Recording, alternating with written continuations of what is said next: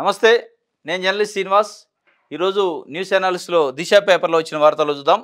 వచ్చే నెల 7 లోపు మంత్రివర్గ విస్తరణ, ఏడాది వేడుకలకు పూర్తిస్థాయి క్యాబినెట్, 6 స్థానాలు భర్తీ చేసేందుకు సీఎం ప్లాన్ అట. 2 రెడ్లట, బీసీ, ఎస్సీ, ఎస్టీ మైనార్టీల నుంచి ఒక్కొక్కరికి ఛాన్సు. ఉమ్మడి ఆదిలాబాదు, రంగారెడ్డి, నిజామాబాద్, హైదరాబాద్ జిల్లాలకు ప్రయారిటీ. ఉమ్మడి నల్గొండ జిల్లా నుంచి పోటీలో 4 ఎమ్మెల్యేలు ఉన్నారట.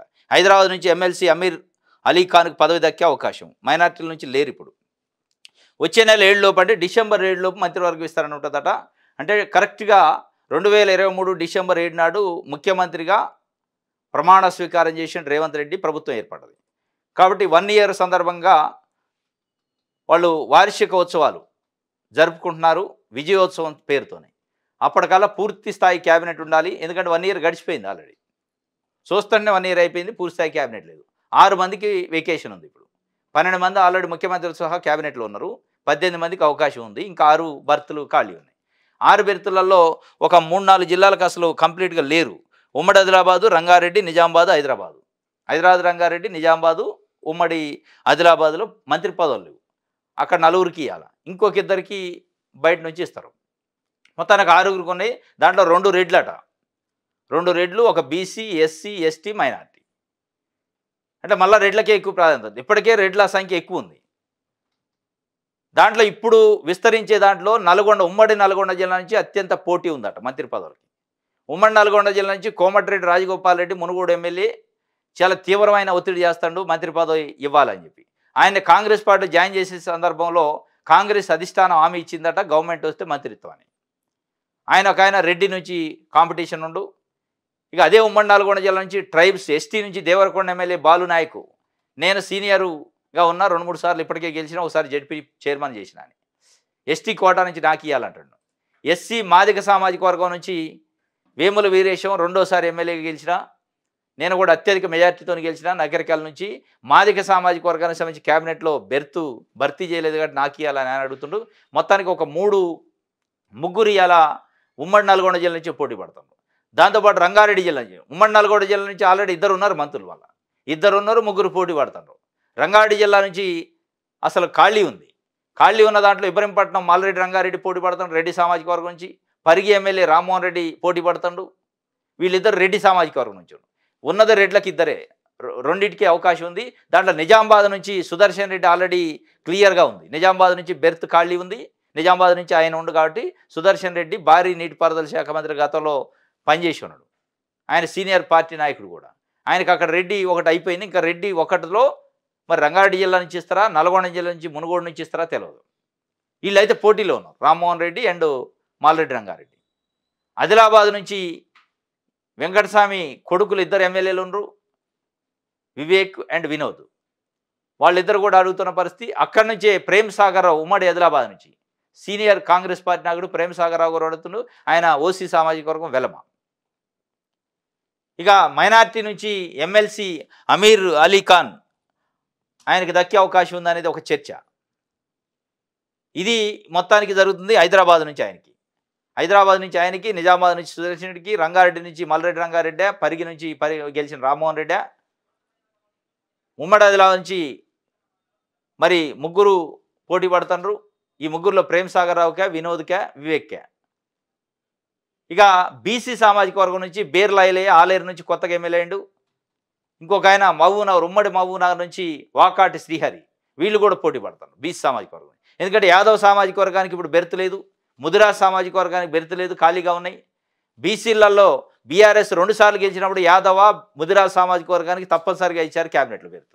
కానీ కాంగ్రెస్ పార్టీ క్యాబినెట్లో, కాంగ్రెస్ పార్టీ ఇచ్చిన నామినేటెడ్ పదవుల్లో బీసీలకు అన్యాయం చేస్తున్నారు, బీసీలను పట్టించుకోవట్లేదని ఒక చర్చ జరుగుతుంది బయట. బీసీ మంత్రులు లేరు, సరైన ప్రాతినిధ్యం లేదు సామాజిక వర్గాలు. కానీ ఆ చర్చ పోవాలంటే ఒక యాదవ్కి ఇవ్వాలి, ఒక ముదిరాజ్కి ఇవ్వాలి. మరి దాన్ని ఎట్లా బ్యాలెన్స్ చేస్తారో తెలియదు. ఒక బీసీకి ఇస్తారంటున్నారు, కానీ 2 బీసీలు పోటీలో ఉన్నారు. ఇది మొత్తానికి క్యాబినెట్ విస్తరణ ఉండబోతుంది 7వ తారీఖు అని చెప్పి ఒక వార్తనైతే ఇచ్చింది దిశ పేపర్. ఇంకోటి కవిత, ఎమ్మెల్సీ కవిత గారు కూడా నిన్న ట్విట్టర్లో చెప్పిన పరిస్థితి. ఆదానికి ఒక న్యాయం, ఆడబిడ్డకు న్యాయమా? ఆధారాలున్నా ఆయన్ని ఎందుకు అరెస్ట్ చేయరు? ఎన్ని ఆరోపణలు వచ్చినా ప్రధాని ఆదాని వైపైనా ఎమ్మెల్సీ కవిత. అఖండ భారతంలో ఆదానికి ఒక న్యాయం, ఆడబిడ్డకో న్యాయమా అని ఎమ్మెల్సీ కవిత ప్రశ్నించారు. ఆదాని వ్యవహారంపై గురువారం ఆమె ఎక్స్ వేదికగా బీజేపీ ప్రధాని మోదీపై తీవ్ర విమర్శలు చేశారు. ఎన్నిసార్లు ఎన్ని ఆరోపణలు వచ్చినా ప్రధాని ఆదాని వైపేనా అని ప్రశ్నించారు. ఆధారాలు లేకున్నా ఆడబిడ్డ కాబట్టి అరెస్ట్ చేయడం ఈజీ అని, ఆధారాలున్న ఆదానిని అరెస్ట్ చేయడం మాత్రం కష్టమా అని నిలదీశారు. జైలు నుంచి విడుదలయ్యాక కవిత తొలిసారి రాజకీయ వ్యాఖ్యలు చేయడం గమనార్హం. వాస్తవంగా ఎమ్మెల్సీ కవిత జైలు నుంచి రిలీజ్ అయిన తర్వాత అసలు పొలిటికల్ కామెంట్లు కాదు, బయట కనపడలే. ఆమె మొత్తం ఇంటికే పరిమితం అయ్యారు. మరి ఏమైనా చర్చలు లోపల జరుగుతున్నారో బయట ప్రెస్కి కానీ టీవీలకు కానీ ఎక్కడ ఇట్లా సోషల్ మీడియాలో కానీ పోస్టులు కూడా పెట్టలే. మొట్టమొదటిసారి నిన్న ఆదాని ఇష్యూ పైన పెట్టింది. ఆదానికి ఒక న్యాయము, ఆడబిడ్డకు ఒక న్యాయమా అని మోడీని బీజేపీని అడుగుతుంది. అంటే ఆధారాలుండి ఇంత ఇంటర్నేషనల్ స్థాయిలో ఫెడరల్ బ్యూరో ఆఫ్ ఇన్వెస్టిగేషన్ యూఎస్ఏకి సంబంధించి వాళ్ళు గుర్తించి కేసు పెట్టారు, ఎఫ్ఐఆర్ చేశారు, అరెస్ట్ వారెంట్ ఇష్యూ చేశారు. అత్యంత బలమైన, అత్యంత చురుకైన ఏజెన్సీ అది. వాళ్లే గుర్తించాక కూడా ఆదాని పైన కేసు పెట్టే పరిస్థితి లేదు. అన్ని రెడ్ హ్యాండెడ్గా ఆధారాలు ఉంటే, కానీ ఏవి ఆధారాలు లేకుండా ఆడబిడ్డను కాబట్టి నన్ను లోపటేశారు అరెస్ట్ చేసి.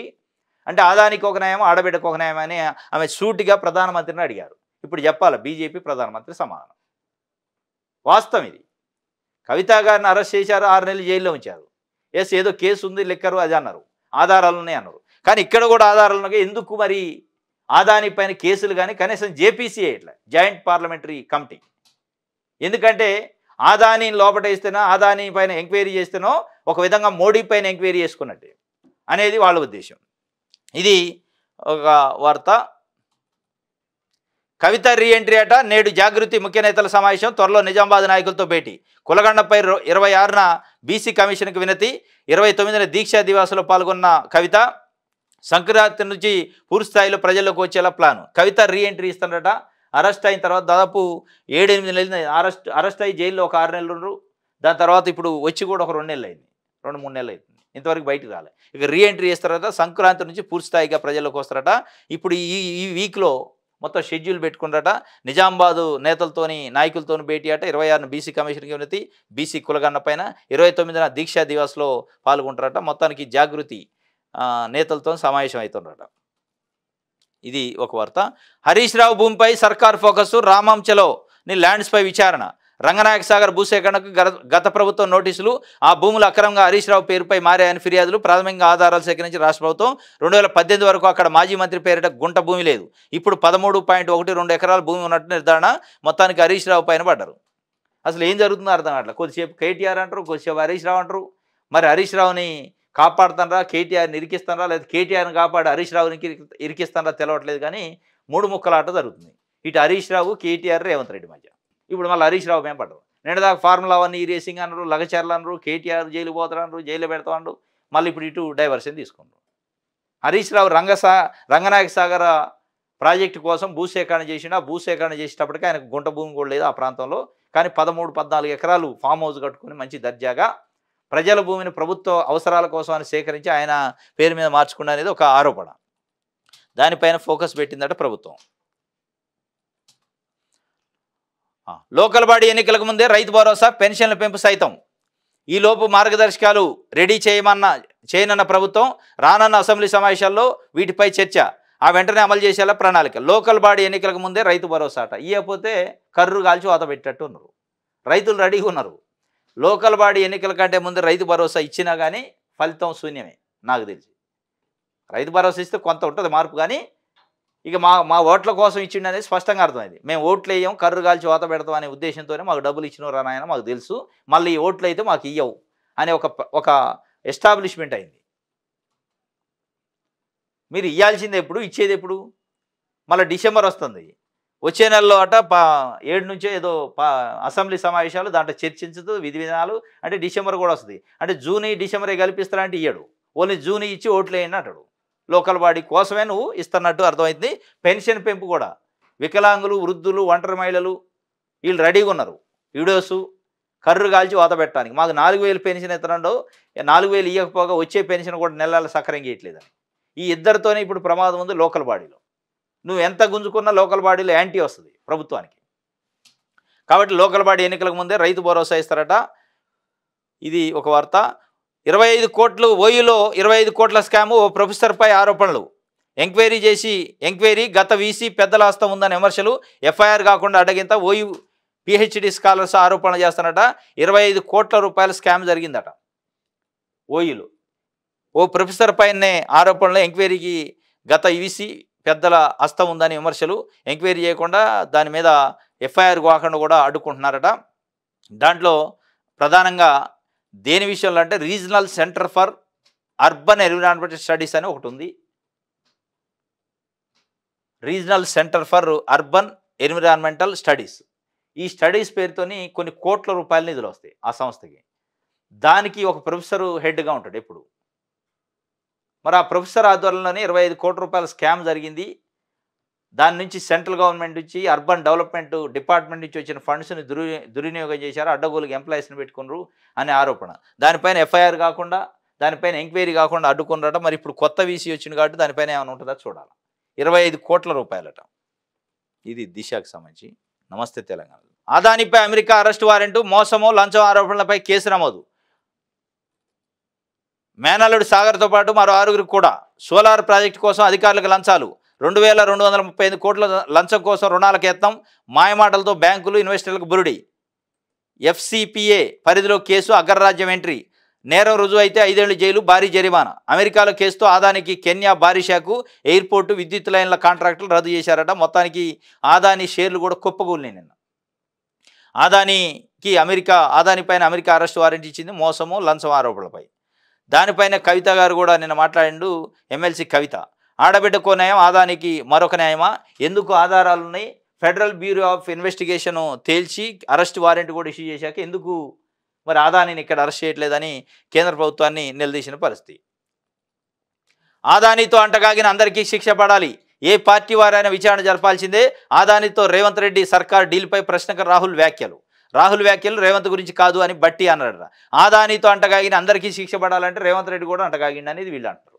వాస్తవం. రేవంత్ రెడ్డి ఇంటికి వచ్చి 100 కోట్ల రూపాయలు స్కిల్ యూనివర్సిటీకి డబ్బులు ఇచ్చిండు. మరి అంటగాగినట్టేగా. ఎట తీసుకుంటూ అంత ద్రోహి, మోసకారి, చీటరు అని మీరు చెప్పారు కదా. మొత్తం దోసుకుంటూ దేశ సంపదనని ఇదే రేవంత్ రెడ్డి గారు కూడా చెప్పిండు, అక్కడ రాహుల్ గాంధీ చెప్తుండ్రు. మరి దేశ సంపదను దోసుకున్న దాంట్లో 100 కోట్లు మీరు తీసుకున్నారు అంటే మీకు కూడా మరకంటిందిగా. దానికి నిన్న అదానితో అంటగాగిన అందరిపైన శిక్ష పడాలంటే రేవంత్ రెడ్డి కూడా ఇరుక్కుంటాడు అందులో అనేది నమస్తే తెలంగాణ చెప్తుంది. కాంగ్రెస్ కుట్రతో కడుపు మండి, అభివృద్ధి పేరిట మోసం, తీర్మానాల పేరిట పోర్జరీ, లగచర్ల ఘటన కారణాలు ఇవే. మా ఆయన రేవంత్ మనిషే, నా భర్త రాము నాయక్ సర్పంచ్గా పనిచేసాడు, మేము కూడా కాంగ్రెస్ పార్టీ వాళ్ళమే. ఇప్పటికీ కాంగ్రెస్ జెండాలు మా ఇంట్లో పట్టకుండా ఉన్నాం. ఫస్ట్ చంద్రబాబు ఉన్నప్పటి నుంచి చేసినాం, అప్పటి నుంచి రేవంత్ రెడ్డి వెనకనే ఉన్నాం. రేవంత్ మా ఇంటికి వచ్చిండు, ఒక రోజంతా ఉన్నాడు. ఇప్పుడు రేవంత్ సార్కు ఆయన తెలుసు కదా సార్, మా పార్టీలోనికి ఇట్లా ఇబ్బంది ఉందని చెప్పొచ్చు కదా, అరెస్ట్ చేయాలని పోలీసులు లెంకుతుండ్రు, ఆయన ఎక్కడున్నాడో తెలియదు, అయితే ఇడిచిపెట్టి ఆ పొద్దు పోయిండు, ఫోన్ బంద్ అయింది, ఇల్లు అయితే ఇడిచిపెట్టి ఆ పొద్దునే పోయిండట. ఇది మా ఆయన రేవంత్ మనిషి, సర్పంచ్గా పనిచేసిండు, రేవంత్ రెడ్డి గారు మా ఇంటికి వచ్చిండు, ఆయన అభిమాని, తెలుగుదేశం పార్టీలో ఉన్నప్పటి నుంచి రేవంత్ రెడ్డి అంటూనే ఉండు, కానీ ఇలా తలదాసుకొని ఎక్కడో దాక్కోవాల్సిన పరిస్థితి వచ్చింది, ఇదే రేవంత్ రెడ్డి వల్ల అని చెప్పి ఆమె చెబుతున్న పరిస్థితి. మొత్తానికి అభివృద్ధి పేరిట మోసము, తీర్మానాల పేరిట పోర్జరీట. ఏం చేశారంటే అక్కడ కాంగ్రెస్ పార్టీకి సంబంధించిన కొంతమంది నాయకులు లగచర్ల ఏరియాలో మా భూములు ఇవ్వము అని వ్యతిరేకిస్తున్నట్టు తీర్మానం చేస్తున్నాం, సంతకాలు పెట్టండి అని పెట్టించారట. కానీ పైన మ్యాటర్ ఏం చేశారు, మా భూములు మేము ఈయటానికి సిద్ధంగా ఉన్నామని మ్యాటర్ రాశారట. పాపం చదువు రాని వాళ్ళతో సంతకాలు పెట్టారు. ఇది పచ్చి మోసం. తీర్మానం వ్యతిరేకిస్తున్నట్టేమో మా భూములు ఇయటానికి లేదు, ఇవ్వము అని తీర్మానానికి మేము గ్రామం అంతా కూర్చొని తీర్మానం చేస్తున్నాం, సంతకాలు పెట్టడానికి పెట్టించుకొని పైన మ్యాటర్ ఏమి రాశారు, మా భూములు స్వచ్ఛందంగా ప్రభుత్వానికి ఇయటానికి సిద్ధంగా ఉన్నామని మ్యాటర్ రాశారట. ఇక అంత మోసం చేశారు. ఇది అందుకే తీర్మానాల పేరిట పోర్జరీ అని ఒక వార్తని ఇచ్చారు. ఇవి తొండల గుడ్లు కావు, పంట ధాన్యపు గింజలు. అంటే మన తొండలు కూడా గుడ్లు పెట్టని భూముల్ని మేము తీసుకుంటున్నాం, 1100 ఎకరాలు, దానికి పెద్ద రాజధాని చేస్తానంటే ఇవి తొండలు గుడ్లు కావు, ధాన్యపు గింజలు అని చెప్పి పంటలు. పులిచెర్లలో రైతు సాగు చేస్తున్న వేరుశెనగ పంట, ఇది వరి, ఇట్లా చూపిస్తున్నారు. వేరుశెనగ పంట, వరి, రకరకాల పంటలతో రైతులు మంచిగా పచ్చదనం అంతా కనపడుతుంది. కానీ తొండల గుడ్లు పెట్టవని రేవంత్ రెడ్డి అంటాడు. అంటే నువ్వు భూమి తీసుకోవాలన్నప్పుడే తొండల గుడ్లు పెట్టమంటావు. భూమి ఇవ్వాలన్నప్పుడు నెంబర్ 1 భూమి అంటావు. గుట్టలు అయి ఇస్తారు ప్రజలకు ఇచ్చేటప్పుడు.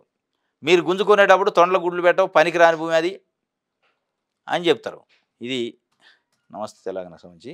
బలవంత భూసేకరణపై పోరాటమే, పంట భూముల్లో ఫార్మా రద్దు చేయాలి, సీలింగ్ భూముల్లో కంపెనీలు పెట్టండి. సిపిఎం రాష్ట్ర కార్యదర్శి తమ్మినేని వీరభద్రం. రోటిబండ తండాలో విద్యార్థులతో మాట్లాడుతున్న సిపిఎం రాష్ట్ర కార్యదర్శి తమ్మినేని వీరభద్రం. భూములు ఇచ్చే ప్రసక్తే లేదు. సిపిఎం పార్టీ ఒక 11 కమ్యూనిస్ట్ లెఫ్ట్ పార్టీల ఆధ్వర్యంలో సిపిఎం పార్టీ అందరిని తీసుకొని వెళ్ళింది లగచర్ల బాధితుల పరామర్శ కోసం. ఆ సందర్భంగా తమ్మినేని వీరభద్రం చెప్తుంటూ బలవంతపు భూసేకరణపై పోరాటమే చేస్తాం, పంట భూముల్లో ఫార్మాను రద్దు చేయండి, సీలింగ్ భూముల్లో పెట్టండి, కానీ ప్రజలను బలవంతంగా ఇబ్బంది పెట్టి తీసుకుంటే మేము పోరాటం చేస్తామని తమ్మినేని వీరభద్రం చెప్తుంటే నేను రోడ్డుబండ తండాలో బాధితులతో మాట్లాడుతున్న ఫోటోను కూడా వేశారు. ఇది కమ్యూనిస్ట్ పార్టీలు ఒక 11-12 లెఫ్ట్ పార్టీ ఆర్గనైజేషన్లు సిపిఎం ఆధ్వర్యంలో వెళ్ళినాయి, తమ్మినేని వీరభద్రం ఆధ్వర్యంలో వెళ్ళి వాళ్ళకు మద్దతు ఇచ్చిన పరిస్థితి. ఇది ఒక వార్త ఇచ్చింది నమస్తే తెలంగాణ. ఆంధ్రప్రభ చూద్దాం. 9 నుంచి అసెంబ్లీ, డిసెంబర్ 7వ తేదీన ప్రభుత్వం ఏర్పడి ఏడాది. ఈ నేపథ్యంలో శాసనసభ భేటీకి కసరత్తు, అసెంబ్లీ వేదికగా ప్రజల్లోకి ప్రభుత్వ విజయాలు తీసుకుపోతారట. కేసీఆర్ రాకపై ఉత్కంఠ. అంటే 7వ తారీఖుకి సంవత్సరం అయితే కొత్త ప్రభుత్వం ఏర్పడి డిసెంబర్ 7కి. డిసెంబర్ 7లోపే క్యాబినెట్ విస్తరణ కూడా చేస్తామంటున్నారు, నామినేటెడ్ పదవులు ఇస్తామంటున్నారు. దాని తర్వాత డిసెంబర్ 9 నుంచి అసెంబ్లీ సమావేశాలు పెడతారట. దాంట్లో అసెంబ్లీ సమావేశాల్లో ప్రభుత్వం ఈ సంవత్సర కాలంలో చేసిన విజయాల గురించి ప్రజలకు చెప్పిద్దట. మరి ఏం విజయాలు ఉన్నాయి, ఏం సాధించారో చూడాలి. మరి దీంట్లో ముఖ్యంగా ఏంటంటే కేసీఆర్ ఇంతవరకు అసెంబ్లీకి రాలే. అసెంబ్లీలో అడుగు పెడతారా ఇప్పటికైనా పెట్టడా అనేది ఒక ఉత్కంఠ అయితే ఉందట. దానిపైన పెద్ద ఎత్తున ఒక చర్చ జరుగుతుంది ప్రజల మధ్యలో. కేసీఆర్ వస్తాడా రాడా అని. సర్పంచులకు దశల వారీగా పెండింగ్ బిల్లులు చెల్లింపు, సీఎం ఆదేశాలతో ఆర్థిక శాఖ కసరత్తు. 5,880 కోట్ల మేర చెల్లించేలా చర్యలు, త్వరలో తీపి కబురట. సర్పంచులు పాపం ఆత్మహత్యలు చేసుకున్నారు, తాలిబోట్లు అమ్మి వాళ్ళ ఇండ్లలో బంగారం కుదవబెట్టి పనులు చేశారు. 2 ఏళ్ళు అయింది, 3 ఏళ్ళు అయింది, బిల్లులు రావట్లేదు, వడ్డీలు పెరుగుతున్నాయి. వాళ్ళు ఈ మధ్యకాలంలో పిలిపించారు హైదరాబాద్లో సెక్రటరియట్ ముట్టడికి కూడా. వాళ్ళ బిల్లులు దశల వారీగా చెల్లిస్తారట. ఇప్పుడు 588 కోట్లు చెల్లింపులకి ప్రభుత్వం ఆదేశించిందట. అది ఒక వార్తని ఇచ్చారు. రైట్, ఇది ఆంధ్రప్రభకు సంబంధించి. ఈనాడు చూద్దాం. జగన్ కాదాని లంచం 1750 కోట్లట. విద్యుత్ ఒప్పందాల్లో జగన్మోహన్ రెడ్డికి ముడుపులు అందాయని ఎస్ఈసి విచారణ సంస్థల నిర్ణయానికి వచ్చి ఆంధ్రప్రదేశ్ చెందిన ఫారిన్ అఫీషియల్ 1 జగన్మోహన్ రెడ్డికి 1750 కోట్లు చూపారు ఇయ్యలే. జగన్ను 3 సార్లు కలిసిన ఆదాని. దీనిపైన నిన్న కేసు అయింది అమెరికాలో, ఎఫ్ఐఆర్ కూడా నమోదైంది, అరెస్ట్ వారెంట్ కూడా ఇష్యూ అయింది ఆదాని పైన. ఇది ఆల్రెడీ ఒక వార్త ఇచ్చారు.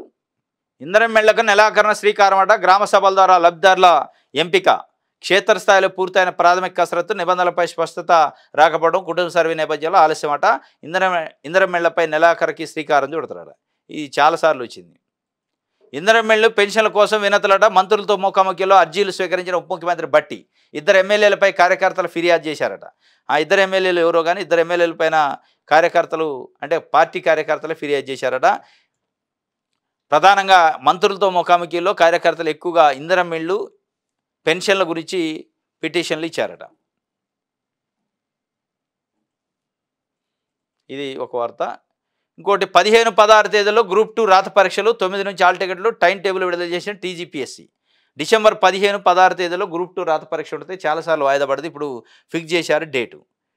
15 and 16 తేదీలో గ్రూప్ 2 టైం టేబుల్ ఇచ్చారు. దాంట్లో ఈ నెల 9 నుంచి ఆల్ టికెట్లు అంటే వచ్చే నెల 9 నుంచి ఆల్ టికెట్లు రిలీజ్ అయితేట.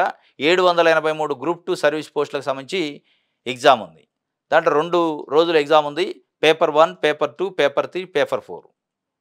డిసెంబర్ 15 రోజు ఉదయం 10 నుంచి 12:30 వరకు ఒక పేపర్ 1, మళ్ళీ మధ్యాహ్నం 3 నుంచి 5:30 వరకు ఒక పేపర్ 1, 2 డిసెంబర్ 15 రోజు అయిపోతుంది. పేపర్ 3 మళ్ళీ డిసెంబర్ 16 రోజు సేమ్ ఉదయం 10 నుంచి 12:30 వరకు.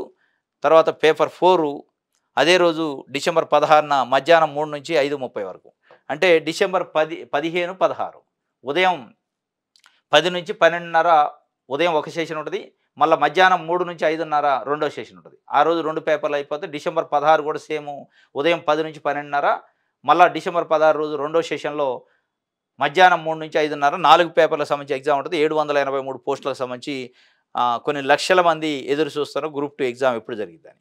దీనికి సంబంధించి హాల్ టికెట్లు కూడా డిసెంబర్ 9 నుంచి రిలీజ్ అయితాయి అనేది ఒక వార్త. నెక్స్ట్ ఆంధ్రజ్యోతి పేపర్ చూద్దాం. జగన్ ఆదాని లంచాల కహాని, అమెరికా బయటపెట్టిన అక్రమ బంధం, జగన్కు 1750 కోట్ల ముడుపులు. ఆ ఆరోపణలు పూర్తిగా నిరాధారమని ఆదాని చెబుతుండు. ఆదానిని అరెస్ట్ చేయాలి అని చెప్పి కాంగ్రెస్ పార్టీ అడుగుతుంది. ఇది జగన్ ఆదాని లంచాల కహాని అని చెప్పి ఆంధ్రజ్యోతి ఒక వార్త ఇచ్చింది. లగచర్ల కేసు కేసీఆర్ 10 కోట్లు ఇచ్చారు. తన వెనక కేసీఆర్ కేటీఆర్ ఉన్నారని నిందితులు ధీమాగా చెప్పారు. హైదరాబాద్ వాసి సురేష్ను కలెక్టర్ హత్యకు నరేందర్ రెడ్డి పంపారు. చర్చలు లేకుండా దాడి, హత్య కుట్రే. తొలిసారి కేసీఆర్ కేటీఆర్ పేర్లను ప్రస్తావించిన రాష్ట్ర ప్రభుత్వం నరేందర్ రెడ్డి రెచ్చగొట్టే ప్రసంగాలు, పెన్ డ్రైవ్ హైకోర్టుకు అందజేత, సిఎస్ డీజీపీకి ఎన్హెచ్ఆర్సీకి నోటీస్ అట. మొత్తానికి లగచర్ల కేసులో కేసీఆర్ పేరు తీసుకున్నారు. కేసీఆర్ 10 కోట్లు డబ్బులు ఇచ్చి రెచ్చగొట్టిండు వాళ్ళకి ఖర్చులకి అని చెప్పి. హైదరాబాద్ నుంచి ఈ సురేష్ రాజు అనేటువంటి కావాలని పంపారు, రెచ్చగొట్టి హత్య చేయడానికే కలెక్టర్ అని. అసలు కలెక్టర్ నా పైన దాడి జరగలేదు అంటున్నారు, హత్య అని వీళ్ళు అంటున్నారు. ప్రభుత్వం ఎంతైతే లగచర్ల పైన ప్రచారం చేస్తుందో అంత ప్రభుత్వానికి నెగిటివ్ వస్తుంది. మరి ఈ ప్రచారాన్ని అడ్డం పెట్టుకొని ఆడ భూములు గుంజుతున్నారు అనేది ఒక చర్చ జరుగుతుంది. మొత్తానికైతే కేసీఆర్ని కేటీఆర్ని దాంట్లో గుంజే ప్రయత్నం అయితే చేస్తున్నారు. ఇది ఒక వార్త ఆంధ్రజ్యోతికి సంబంధించి. ఆసుపత్రుల్లోనూ కలిస్తాహారట, మాగనూరు ఘటనపై సీఎం సీరియస్ అయిందట. 2వ రోజు మధ్యాహ్న భోజనంలో వచ్చిన పురుగు. ఇది మాగనూరులో ప్రభుత్వ పాఠశాలలో మధ్యాహ్న భోజనంలో పురుగులు వచ్చినాయి. ఒక 100 మంది విద్యార్థులకి కంటామినేషన్ అయింది. ఫుడ్డు, వాంతులు, రకరకాల ఇబ్బందులతో హాస్పిటల్లో జాయిన్ అయ్యారు. ఏ హాస్పిటల్లో అయితే ట్రీట్మెంట్ చేసుకుంటున్నారో హాస్పిటల్లో ఇచ్చిన ఫుడ్ కూడా కలుషితమైందట. హాస్పిటల్లో ఇచ్చిన ఫుడ్ కలుషితం కావటమే కాకుండా ఎక్కడైతే 100 మందికి కలుషిత ఆహారం పెట్టిన మధ్యాహ్న భోజనం పెట్టిన పాఠశాల ఉందో వాళ్ళ సెకండ్ డే కూడా పురుగులు వచ్చినాయట. మరి ఏం చేస్తుంది ప్రభుత్వ అధికారులు కానీ అక్కడ ఉన్న యంత్రాంగం? ఎంత నిర్లక్ష్యం అంటే అంత నిర్లక్ష్యం. దానిపైన నిన్న డిఓ పైన చర్యలు తీసుకుంటారు, కొంతమంది అధికారుల పైన సస్పెండ్ చేశారు హెచ్ఎంని వాళ్ళని. ఏది చేసినా కానీ భయం లేదు. ఇది ఒక వార్త. మా ఎమ్మెల్యే పట్టించుకోవట్లేదు, లక్ష్మీకాంతారావుపై టీపీసీసీ చీఫ్కు జుక్కల కాంగ్రెస్ సీనియర్లు ఫిర్యాదు. గాంధీ భవన్ ఎదుట ధర్నా. నిన్న 2 ఎమ్మెల్యేల పైన కంప్లైంట్ ఇచ్చారు బట్టికి అని ఒక వార్త వచ్చింది కదా. ఈయన జుక్కల ఎమ్మెల్యే కూడా ఉన్నాడు లక్ష్మీకాంతారావు. ఎన్నో ఏళ్ళుగా కాంగ్రెస్లోనే ఉన్నాం, పార్టీ కోసం ఎంతో కష్టపడ్డాం. అసెంబ్లీ ఎన్నికల సమయంలో పార్టీ ఎమ్మెల్యేని చెమటోడ్చి గెలిపించుకున్నాం.